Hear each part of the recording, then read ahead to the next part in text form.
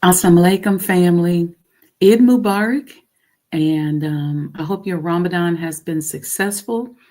And I would say if it hasn't been perfect, it's okay. Just keep ensuring that it helped you to improve in some way by making the necessary changes during the days following this blessed month. So today we're going to talk a little bit about self-hate. I want you to be a friend and tell a friend. And I'll be right back after a few commercials. But I definitely want us to settle in this morning and let's have a conversation about what is it about ourselves that we hate so much? And is there a hate blind spot within our vibrational crawl that's preventing us from being successful? All right. I'll see you in a few. I'll be right back.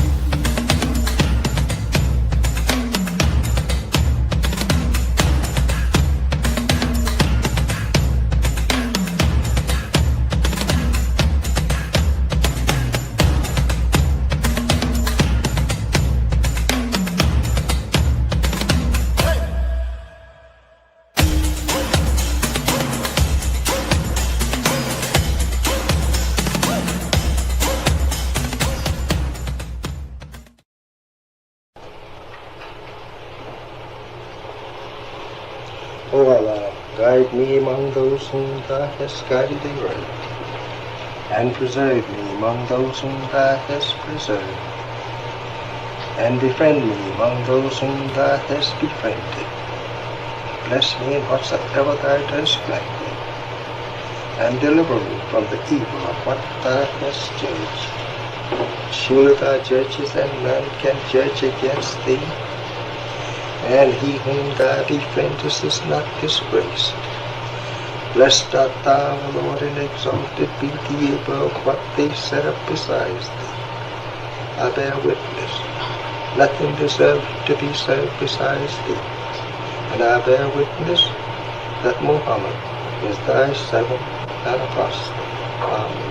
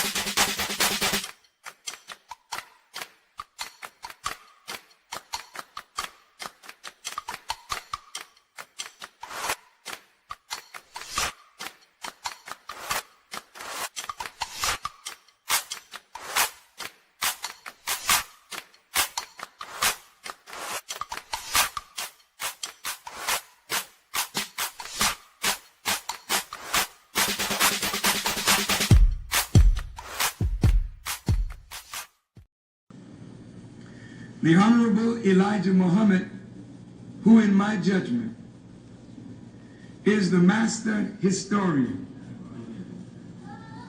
taught us that of all our studies, history is the most attractive, and it is best qualified to reward the researcher. History is most attractive, Why should history be most attractive? Because history is the recorded time of the human family in its struggle to overcome obstacles. There is no life that is without struggle. The Holy Quran teaches us that man, meaning man and woman, is made to face difficulties. And after difficulty comes ease. But it is history that guides us through difficulty. For if you know how people who had difficulty yesterday got through, and if your difficulty is somewhat similar, then today we also can get through if we follow the guidance of history. This is why Carter G. Woodson and many of our black giants fought for black people to know our history. Because in not knowing our history, we don't have a guide. And without a guide, we are lost. No wonder the Bible... Such beautiful history. Assalamu alaikum. Eid Mubarak, everyone. I hope everyone is doing well. Welcome to the Sajdah channel. I know we're all scrambling around trying to get our, last few bits of hydration in for these last couple of days of Ramadan. Actually, sometimes these days can be the hardest days because you're like almost there. It's like after the night of power, sometimes it gets more difficult, but we on the home stretch. So look at it that way. I want to say thank you. Thank you to the Final Call newspaper, as well as to Final Call Radio. Thank you to the Supreme Captain, Brother Mustafa Farrakhan, for keeping our Sajdah House ad in rotation. We could not and would not have been able to ask for that or even pay for that on any other radio station. And so I'm so grateful for family, grateful for support. And I thank him and the team for doing that for us, because oftentimes, even if you don't, this is the way radio and stuff like that works. A lot of people get mixed up, because we're into social media. And in social media, we tend to look for the likes, the follows, and certain numbers. But, there's also brand awareness that you can use things like podcasts and radio for. And even if, the numbers have not been great in terms of people deciding that they wanted to be sponsored, the brand awareness is incredible. And the number of people that come up to me and say, hey, I'm going to work on being a sponsor. I'm coming for you. It's the brand awareness, and it gets the word out there in a way that, sometimes you can't even imagine. I tell my clients who are podcasting, I've been doing this particular podcast. I started blogging in 2005. So I think I started podcasting in 2009. And then I went from, I had this townhouse in Chicago, in the near West Side, West Loop. And I went from the second bedroom there to where I was on Blog Talk Radio. And then you never know who's watching or who's listening to you, right? I was in the lobby of a building in Silver Spring, Maryland, years later, somewhere around maybe 2012. And a sister came up to me and said, I introduced myself because we were looking to do some advertising with Radio One, and for another business that I had at the time, which was a massage envy. And so we were meeting, and she said, I started talking, and she said, wait a minute, aren't you the authenticity coach? Aren't you the mind of an entrepreneur lady? And I was like, yeah, I think I am. I could be that. And she said, you know what? You need to be on radio. And she really ushered me through the process of becoming on Radio 1. And so from that little podcast, I then went to radio. But even prior to that, I can't tell you how many clients I've met, how many boards I've been on, because people get an opportunity to see me and hear me right here, on this channel. And they can see the level of dedication and consistency um, that I have. And I'm grateful. I'm so grateful. So I ended up being on radio in DC, and I was there for 6 years, which was amazing and a tremendous amount of exposure once again. And then after COVID, and then after purchasing the former home of the Honorable Elijah Muhammad, I moved back to Chicago and started, my own channel and started doing this. And literally, it's almost like almost everywhere I go, somebody says, I know you. I watch your podcast. I see you. So sometimes you can't pay attention to these numbers when they're, shadow banning and giving you crazy numbers. Because sometimes YouTube will say, there's one person on here. And then I'll go to Facebook and there's like 300 of y'all.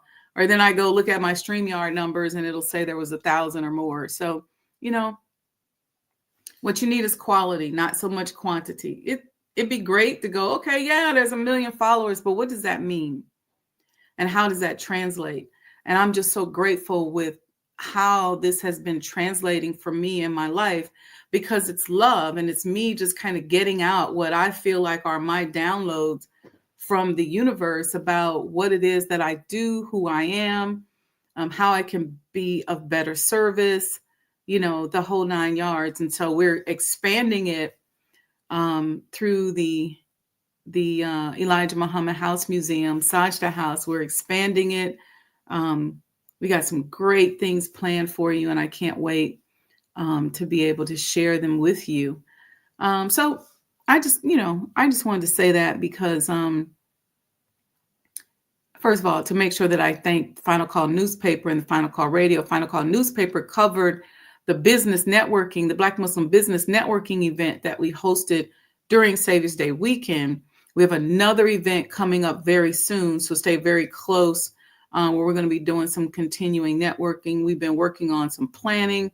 We got a lot of events. The summer is going to be lit, inshallah. And listen, I could say so much, but I'm gonna refrain at this moment.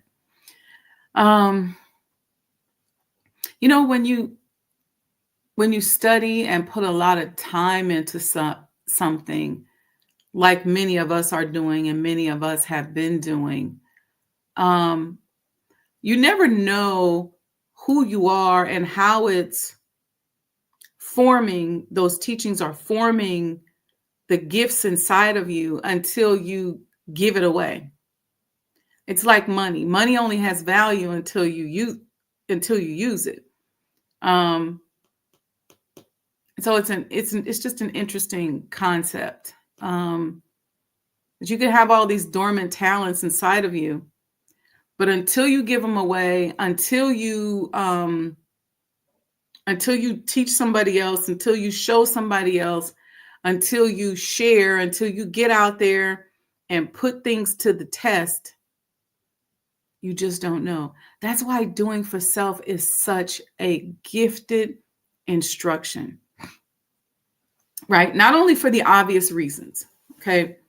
There's the obvious reasons, like obviously doing for self, building the community, economic development, independence, all of the whole 9. There's a whole list of them, and we've done shows on the power and the importance and the benefits of doing for self. Go back and check out some of my past episodes. But one of the things I think that oftentimes goes unnoticed about doing for self is that you don't really know what's in you until you get out here and work it out, until you get out here in the midst of controversy, until you get out here in the midst of opposition, until you get out here in the midst of peer pressure, until you get out here in the midst of all the other things that are working very hard to influence you and own you and have you. You just don't know what's inside of you. You don't know what's in you until you push yourself. It's very easy for us to sit on the sidelines and go, I just want to be safe. And then we create this deceptive intelligence. You know, I'm a diva, I'm this, I'm that. But that means you don't know what's inside of you. See, because a queen and a god is of service. And so being of service, and when you get out here and get an opportunity to serve, service gives you an excuse to get out into the community, right? And so when you get out here into the community, in the business world, start trying to help somebody, support somebody, you'll find out what you're made of. And you'll also find out what you need to work on. And that's a little bit about what I want to talk about today. I want to talk about self-hate a little bit because it's one of those silent killers. It's something that's in the shadows of our personality, something that is lurking in the darkness, that's blindness, that sometimes goes unaddressed. And I recognize that a lot of us, we all have traumas and things that have happened to us that have perhaps had a negative impact on us that we may need to work on, you know. And just a conversation like this one today is not going to do it. But what I'm hoping to do is to raise our awareness a little bit so that I want you to think of this like a spiritual broom. You know how when you take your broom and you're sweeping the floor or you're sweeping the front porch, as if you know how to sweep, because I found a lot of people don't know how to sweep lately, but you're just, you know, you're getting up the obvious debris. There's going to be some smaller, you're making a pile, you're just sweeping. If there's like big pieces of trash, you may not be able to get that with the broom, but you can certainly get the things that are able to be moved by the broom with the broom. So that's what I want to do today. I just want us to sweep a little bit, sweep around our porch, sweep around our front door, sweep around our floor, and clear the way so that we can work on the big traumatic pieces. And the way I think that we can easily do that, sweeping, that spiritual sweeping process, excuse me, is by raising our awareness about things. You know, you'd be surprised at what has imprinted on you that's making you insecure, that's making you competitive, that's making you scared, that makes you just always want to stay on the sidelines, stay somewhere in a corner with a helmet on and a shield around you. What is preventing you from having faith and stepping out there? And let me tell you something. Once you get addicted, it's like jumping out of a plane, right? Once you get addicted to jumping out the plane, that adrenaline cannot be replaced and you will continue to do it all the time. I'm so addicted to stepping out there, to pushing myself, because I can't wait to see how Allah is going to show up and show out. But I know that there's a lot of us that are suffering from some type of trauma. And oftentimes it's stuff that happened when we were little, right? Maybe somebody told us we were ugly. Or maybe we were bombarded with a bunch of images that didn't look like us. So when we got older, we have that ingrained in our brain as to what we think is pretty, but then we don't really see ourselves as pretty. We fix ourselves up because our ego tells us to do that, but we may not be thinking that we're really pretty. And that may be preventing you from stepping out there. You may have failed at something. You may have had something happen to you where you stepped out there and you failed. And so you really honestly don't believe that Allah will do what he says that he is going to do. And you really sometimes don't believe that he can do it because you feel like, well, he let me fail in the past.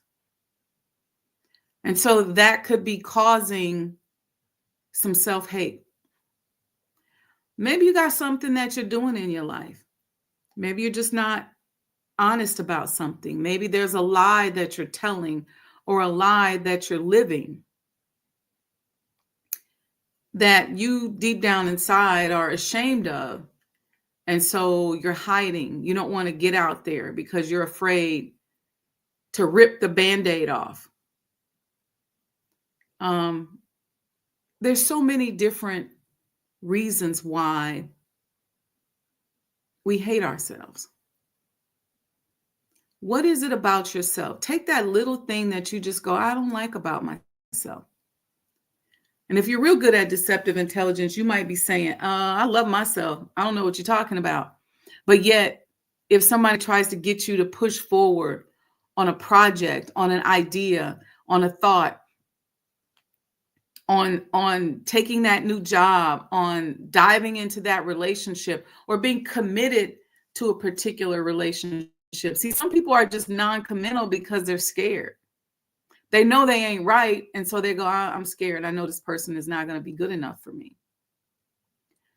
But I want you to lean into who you are, lean into what is beautiful about you, lean into your gifts, lean into yourself, and lean away from the overemphasis that you have in your personality that forces you to compare. Look, what's for you is for you. And there ain't nothing nobody can do about it.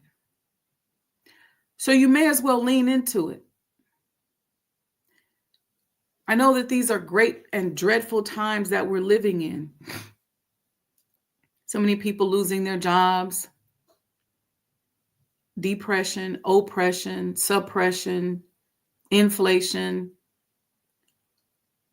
prices doubling with things, folks being scared as they look at stuff online. They're worried. All of that. But there's some beauty in these day and times that we're living. And the beauty is that if it hasn't already, it's going to force you and I to do something for ourselves. It's going to force us to get up. It's going to force us to stand up. It's going to force us to be creative. It's going to force us to do something for ourselves. It's going to force us to start utilizing our spirituality, combining that with our business and how we sustain ourselves. It's going to force us. And in forcing us, then we will see change on the planet. You just got to be okay with it. Got to stop hating yourself. We talked, I think it might have been last week, where I talked about how when Black people or indigenous people are working to either survive or solve a problem, we create industry. We invent things. We improve things. We sing and dance with a passion and a vibration that is unmatched. You can't match that pain in Mahalia Jackson's voice. You can't match the vibration and the energy in the voice of a Whitney Houston. Because what you're hearing is the generations of experience and pain coming through them as an individual. You can't match the brilliance of a Michael Jordan or a LeBron James. They are, and in and of themselves, their own person, their own uniqueness, a Kobe Bryant. I'm just giving a few examples. And from our pain, whether it's us creating a dance, us singing a song, us inventing a product or service, us creating a group, an organization, a coalition, an advocacy group, us creating a better way of doing things, figuring out how to survive, how to thrive, and how to win, creates industry. See, when you think about rap music was born out and from the children of the civil rights movement who wanted to invent a different way to tell people, look, this is what's going on in our urban streets. This is what's happening. This is what we want. This is what we see every day. A whole style came out of that. And so oftentimes what happens, though, is when Allah gifts us these opportunities to create new products, new services, new organizations, to create industry, somebody comes, negotiates us out of our position, and they say, oh, you know what? It ain't rap music no more. It's hip hop. And hip hop is for everybody, right? Take some of the ethnicity out of it. Don't mention color. Don't mention black. Don't mention your name. Don't mention anything that is unique and authentic to you, because then that creates a generic product, a generic organization that people can then come in, steal, and monetize.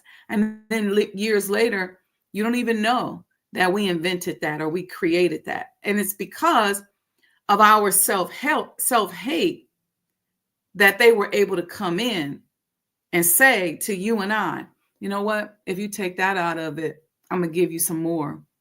If you stop doing it that way, or let me hold this for you.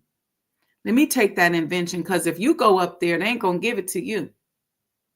But see, if we were confident in our God power and who we are and our reason for doing what we do that we know is divine, then when that person says that to us, we can say, you know what? No, I'm going to continue to own this.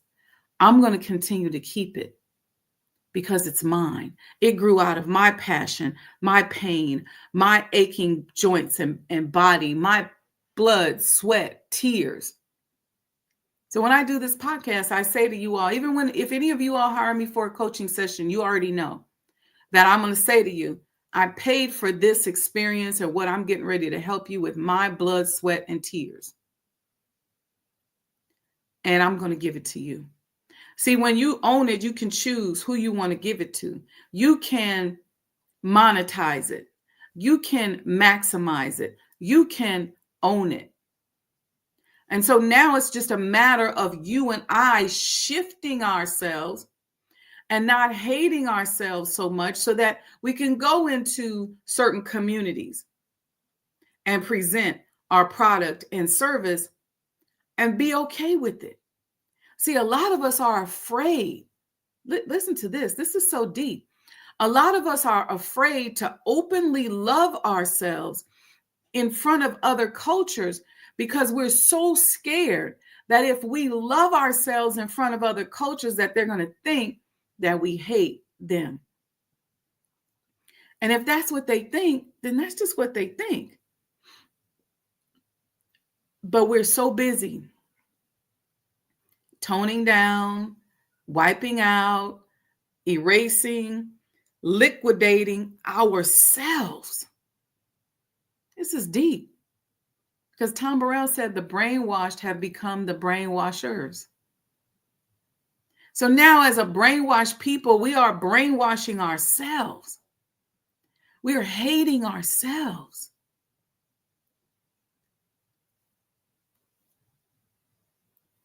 I don't know how many people have noticed this or have had this experience on a project or in a situation that whenever you've stepped up and owned the situation, that truth, the truth in your authenticity is what set you free. See, that self-hate causes us to be imprisoned. It causes us to be worried, afraid, and to create problems that don't even exist and to make gods out of problems that sometimes we don't even have. So we really start believing in that spook God because we hate ourselves. Some of us have to get a little bit of confront in us. I was raised that you were forced to speak up for yourself. You had to represent yourself in our household. No one's speaking for you. You're going to speak your words. You're going to speak your mind. Even if you're wrong, you just be respectful. Don't be disrespectful. But you got to speak up for yourself. And in speaking up for yourself, we learn to do for self. Very, very important. Very, very important. If you take a look at your business, I'm speaking now to the conscious entrepreneurs out here. If you take a look at your business, and if you take a look at the things that you want to do in your life, what's holding you back? And I guarantee you, if you mind those issues and say, what's holding me back, you're going to find that 9 times out of 10, it's some form of self-hate that exists within inside you. See, a lot of us don't have friends that we can be openly honest with. I'm blessed to have a group of family and friends that I can be straight up with. If I messed up over here, there's one of them people in the group that I can tell, if not all of them, look out, y'all, I messed up. And they're going to coach me and counsel me and help me to see the beauty in myself and how I can correct my wrong and move forward.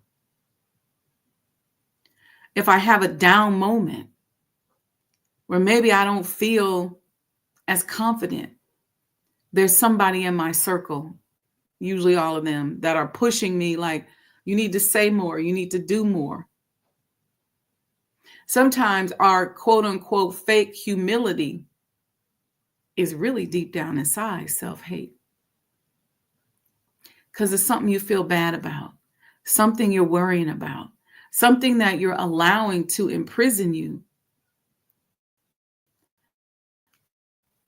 If you don't fix it and if you don't get over it, as we travel through the day and times in which we are now living and the days to come, it's going to hinder you. Because what's going to be needed in the future and what's needed today is your and my authenticity. It's you that's needed. It's very difficult for me to deal with people who are fake and who don't love themselves because I'm thriving off of your authenticity. Even if you're a-hole, I want to see your authenticity. I want to see who you are, because then I can do my job in helping to push you and your authentic self. A lot of people will say things like, well, I don't trust people, or I don't like people, or I don't want to be around, or whatever. People are oftentimes saying that. And a lot of times that too is self-hate. You're using deceptive intelligence to hide your self-hatred. And your self-hatred is rooted in your disdain or shame over something you've done over the past. Maybe you don't think you're good enough. Maybe you don't think you know enough. You gotta reorganize that, and your faith has to lead. Your faith has to be what pushed you out there. I heard Brother Student Minister Jamil say before that his mother said, "You're not that good looking, so you're going to have to spend more time looking good." What does that mean?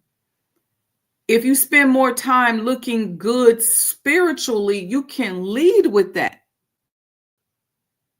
Even if you're not happy with how you look, even if you do feel like, oh, I'm a little big, or I don't like this, or I don't like my hair, or I don't like my face today, or I don't, whatever it is, lead with your faith. Be of service. And when you're of service, oftentimes you don't really think about the other stuff because you're busy trying to serve someone else. When you are going deep into your authenticity, who are you?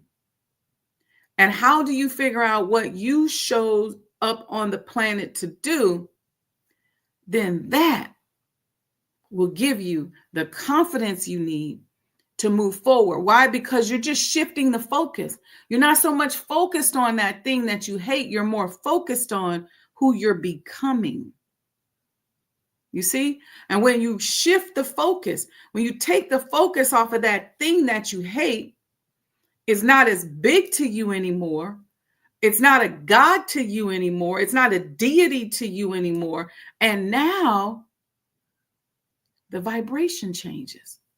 See, what you focus on expands. So if you're focusing on that thing about yourself that you hate, that thing about yourself that you're ashamed of, that thing about yourself that you don't like, you take the focus off of it and just focus on something else.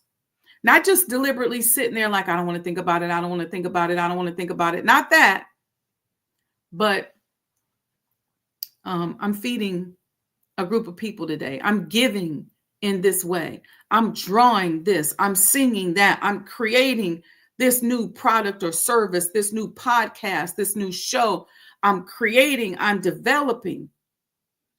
And in that creative process, you're mimicking the creator himself. And when you're mimicking the creator himself, then the benefits of working the way the God works, you end up enjoying it. And so all those other things get smaller. Yeah, you might got to fix some stuff. You might have to work on some stuff. But remember, Allah creates. Creating means what? Adding, multiplying, giving, sharing, showing mercy. See, self-hate makes you live a life of subtraction. Makes you sit back on the sidelines like, I can't stand this person. And you're looking for every single reason to say that you're out. You don't like them. Oh, okay. You see what they did over there? I ain't going there no more. You see how they was acting over there? Oh, I'm done. It's a self-hate. It's a form of self-hate. But if you're looking for Allah everywhere, see, I ain't got time for you to be in my way because I'm looking for Allah. I'm looking for a way to serve and to pour into people, places, and things, to be creative and to mimic the process of the God. So I got to gather my data. I need my actual facts. I done enrolled as a student. So I'm trying to figure this thing out. I ain't got time for you and your insecure self-hatred space. It doesn't mean I don't like you. It doesn't mean I got a problem with you. It just means that there's no room for that in what I'm trying to do because I'm over here and it's fragile over here too. What's fragile over here? Because I'm trying to work my thing out. But as long as we are saying, okay, I know I got this stuff wrong with me. I know I got all this stuff going on with me, but let me figure out how to be like Allah. Let me create. Let me give. Let me multiply. Let me move forward. Let me push. Let me expand. Instead of sitting at home thinking about how sick I am. Instead of sitting at home thinking about what's wrong with me. Instead of sitting at home thinking about who don't like me. Instead of hiding in my little personal prison because I didn't let everybody else go. I'm over everybody. We're humans. You just don't get to do that. You got to give, and you got to love, and you got to create if you want to expand. Because otherwise, the momentum of this world, the momentum that is spending billions of dollars trying to figure out how to control you, it's just going to keep taking. It's just going to keep sucking like a vampire, like a bloodsucker, just going to keep pulling. Give me this, give me that part of you, go here, go there, until they use you up and replace you with somebody else. Anyway, okay, let me see what y'all got in the chat. Please let me know if it's something y'all want to cover on this. Sister Monica, I see you, sis. Sister Monica says, Assalamu alaikum and Ramadan Kareem. Blessed to live this morning from the West Coast. Yes, yes, and yes. Blessed to be here, right? Blessed to have another day to create. Blessed to have another day to give and to love. Just blessed. And I see Sister Marvelous Marva here. Welcome, sis. Assalamu alaikum and Ramadan Mubarak. I pray that Allah blesses you and your family and your lovely daughter. May Allah continue to bless you. I see Nana Kose Venture. He says, Alaikum Salah. Talked about self-confidence. Service to others gives confidence. Service to others gives confidence, and here's why. Helps you know what you're made of. It helps you to see the manifestation of giving.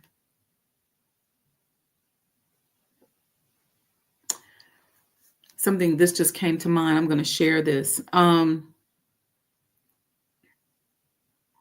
Many years ago, my great friend, Brother Rasul Muhammad, and I, may Allah be pleased with him, we would go out downtown and see, we would have like this contest and see how many people who could get the most people to come out to the mosque or get the most people to, agree.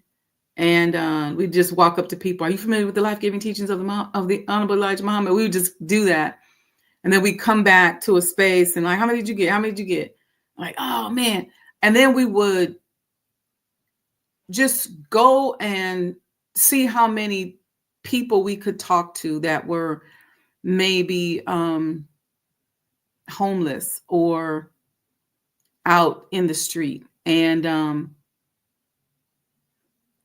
I remember he said to me one day, he said, what I love about you is that you're not scared. And I said to him, I said, because I'm focusing on the love. Because our people are funny, they're exciting, we laughing and, people cracking up. And we would do this all the time. We might maybe like once a month. And I remember when he had the Ministry of Love tour, I was so excited over that because oftentimes we're so busy and we're working so hard that we forget to love. We forget to love those around us. Sometimes we forget to love our children. We forget to love our husbands, our wives. We forget to just love our parents.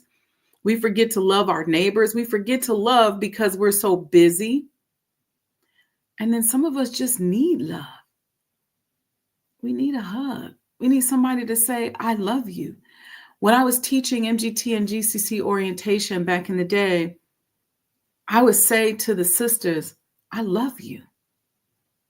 And there are sisters to this day who tell me, you were the first person to say that you loved me. And so this, this whole love thing ain't new to us, but we, just as very young baby Muslims, we would have a lot of conversations about love and how to love people and needing love and tapping into love. Um, I had this thing where when I first came in the nation, uh, I couldn't stop singing holiday songs. So around the holiday time, I would still be feeling my holiday music. And a lot of it is because, growing up, I was a caroler. And so I would go around the neighborhood and the malls with my little group, and we would carol and sing songs. We would go to senior homes and places like that. And I was beating myself up about it, like, still like hearing it in my head. And I remember talking to Brother Rasul about it, and he said, you're just hooking into the vibration. It's got nothing to do with the song and what it is. It's the vibration. And so just find another way to share that vibration. And it's one of the reasons why I like 70s music, because 70s music is all about love and having fun, and even the beat and the rhythm and all of that. And so it's about hooking into and tapping into love. It will help you to win every time. Some people are just flat out mean. And I can look at them, I can hear them, whether it's a preacher, a teacher, a minister, whoever. When I hear the meanness and the attitude and how they're not really good people on the inside, when you learn to vibrate to love, you can see it and you can feel it. But here's the thing. It's not about being the judge or being the hypocrite police. I hate that too. It's about going, how do I shine light on that darkness that's in that person?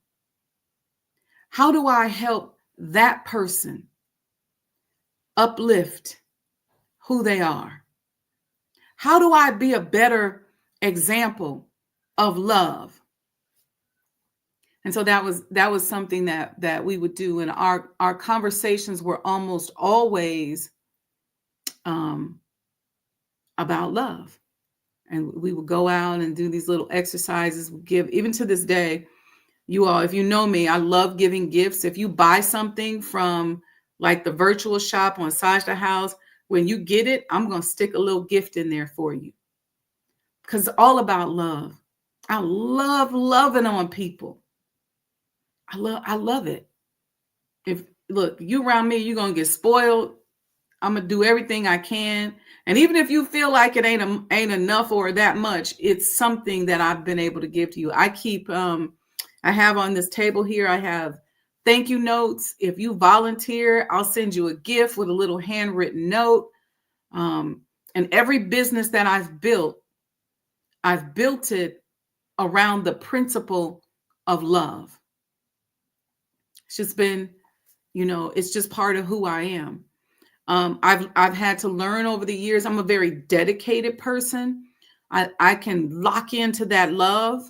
And it ain't going nowhere. The way I love a lot, I'll lock in. And I've had to learn that you have to know where to direct it and when to dial it back and things like that. You learn that over the years. But love is a very powerful force, and it's a creative force. And I'm not talking about that weak type of love. I'm talking about that love that offers freedom, justice, and equality. And so even when we were building the medical clinics, we spent a lot of time in senior homes, had a whole program around retirement homes and wellness centers where we gave so much love to the seniors in DC and the DMV. We were being blessed, just hand over fist. And I knew instinctively it's because of how we're loving on these seniors. And then they would tell us, I went to church yesterday, baby. I put you on the altar, honey. I was praying for you. It was the quickest way to get some blessings. And to this day, for me, it's all about love. So when you come, many of you know, when you come to the Honorable Elijah Muhammad House, I will have prayed over the house, prayed through the house, because I want the love of the Honorable Elijah Muhammad to just jump out and grab you the minute you come into the door.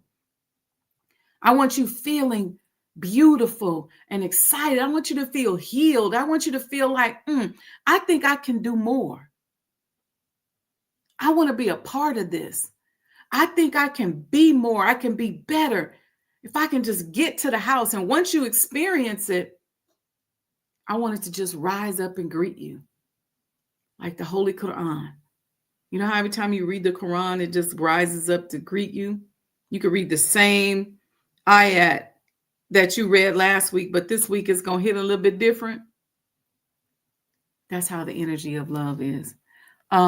Okay, so shout out to my great and longtime friend, Brother Rasul Muhammad, and to his beloved wife, Sister Sabrina Muhammad, sending you love and a squeeze, my sis. I'm so grateful for you to walk that journey with my great brother and friend.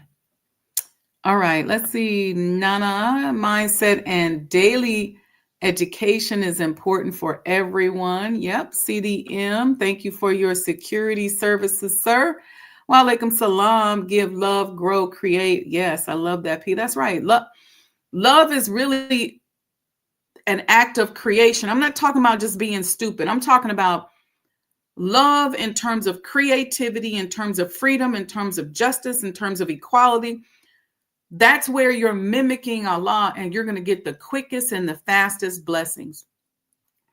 When I would walk into those senior homes and I would say, I know that Allah don't want these people to suffer. I know he don't want them to be hurt. We serve a merciful God. And so whatever I can do, whatever I can give, I want to give of myself to do that. Sister Marva said, love is an energy vibration. I need to do caroling. She said she used to do caroling growing up. Yep. Nana says the environment influence one pick what helps themselves is an effort, meaning is not free. I'm sorry, I don't understand that. You want to be part of the community, except it's cold in Chicago. It's cold in Chicago, but it's beautiful in Chicago. And there are, you can be a part of the virtual community. So you don't always have to come here when it's cold, but come here when it's warm. It's amazing. And now with global warming, it's almost like it's cold everywhere. There was one day, last couple of months, it was colder in Houston, Texas than it was here. Just weird. And then what's going on with the weather now, in some spaces, we had a week where we experienced summer and winter all in 1 week. We went from it being 70 something to 20 something. This is not good. This hot and cold air mixture with all this moisture in the air is not, I don't believe, going to fare well for spring storms. But did I tell y'all that at one point I wanted to be a meteorologist? Yeah. I took all these meteorology classes because I just got in my head that I wanted to be a meteorologist. Look, full story. I tell you this before we go. So growing up, I never paid a lot of attention to my looks because I had very thick glasses. I wore glasses since I was 4. And they didn't have the technology that was out then. So my glasses were thick, with the rings around them. And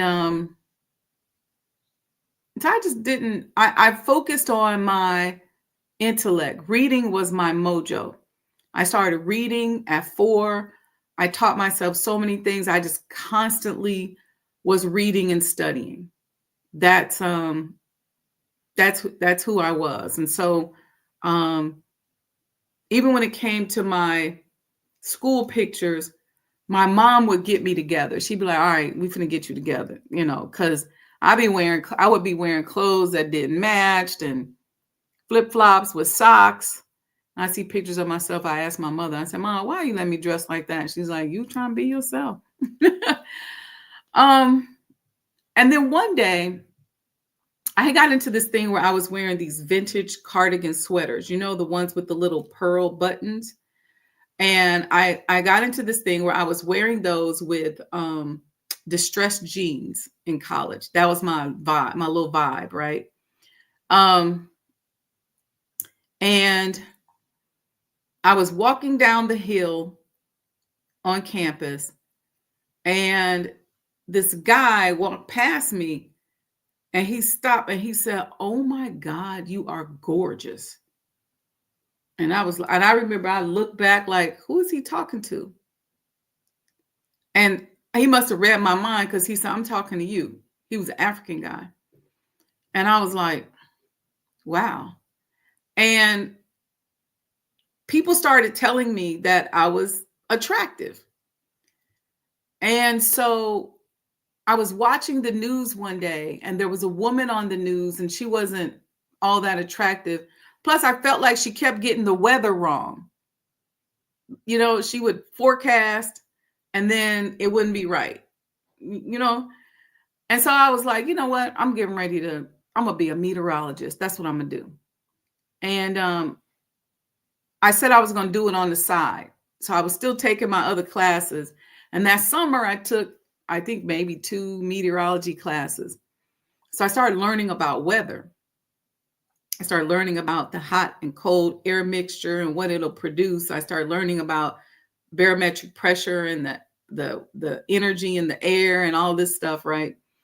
And then I looked up, you know, back then we didn't have Google. I had to look up. I looked up how much meteorologists made. I said, oh no, I'm about to stay over here in business. That's my meteorology story. Okay, y'all. Thank you so much. Thank you so much. Brother Nana says you have exceptional content. I wish everyone was like me. Okay. You liked Indianapolis. You liked Indianapolis, not too far from Cincinnati. Nope, it's not too far from Cincinnati. You like Indianapolis? Okay. All right, family. I love you all. Listen, sponsorship opportunities are available for a few things. Okay.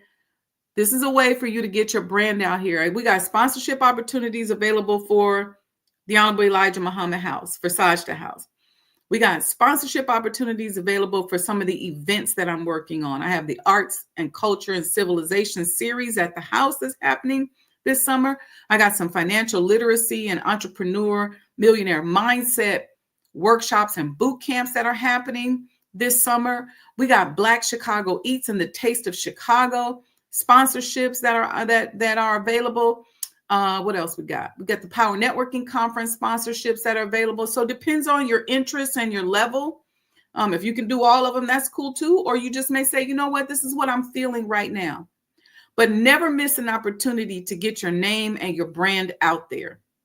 Figure it out, because trust me, this kind of thing goes a long way. I cannot tell you how many people recognize my name and my brand because of things that I've sponsored, or because of things that I decided to do to help get the word out there for somebody else. Then somebody else saw me and I end up getting a client or getting another opportunity as a result of it. So send me an email, sajdahhouse@gmail.com. Just let me know what kind of sponsorship you're interested in, and we'll talk about it. I'll send you over some information. In the meantime, if you got anything out of class today or out of this talk today, then go to your Cash App, open it up right now, go to Sajdah Enterprises and send $10, $25, whatever. But the idea is I want you to get used to giving, get used to sharing, get used to giving when you receive. Stop thinking like a thief. When you get good information, or you talk to somebody on the phone and somebody gives you something, stop acting like you stole something from them and closing yourself off. I'm gonna get this information, but I ain't gonna say nothing. And you close yourself off. Stop doing that. This is what I do. If I talk to somebody and they give me good information, I immediately give. If it's a cause that they represent, then I immediately go to Cash App. Or if it's something that I can do more for them, whether it's promoting them or just giving more to see how I can be of service. But when I receive something, I make sure that I give. It may not be exactly back to that same source, but I make sure that I give. Why? Because what I'm promoting is the flow of good energy in my life. I'm not living my life like a thief. Like, oh, I got this. I done stole it. I got it. I'm going to keep it. See, when you steal something, it's like a dog. You get the bone, and you got to go somewhere and bury it. So you run off. You go away. What you want to do is when you get the bone, you want to break off some of it and give to somebody else. So that's the goal. Go to Cash App right now. I'm asking everybody to give $25. If you can't do 25, do 100. You can't do 100, do 500. You can't do 500, you can do $10. The idea, though, is to work on creating the flow, boom, ba-boom, ba-boom, ba-boom, ba-boom, just like that in your life. Flow, flow, flow, flow, flow. Stop living your life of subtraction. Stop living your life like a thief. See, what happens is you saw somebody live their life like that and you're mimicking it. Oh, I'm frugal, or I'm a miser, or I'm a taker. It's all about being a lover. It's all about being a multiplier. It's all about taking something that's small and making it big. It's all about manifesting and making your word bond. It's all about thinking of a goal in your mind and seeing it come out of your mind into the material world. In order to do that, you got to create. You got to flow. Most people are either where ideas go to die, or they have a bunch of dead ideas inside of their mind where they're constantly coming up with ideas.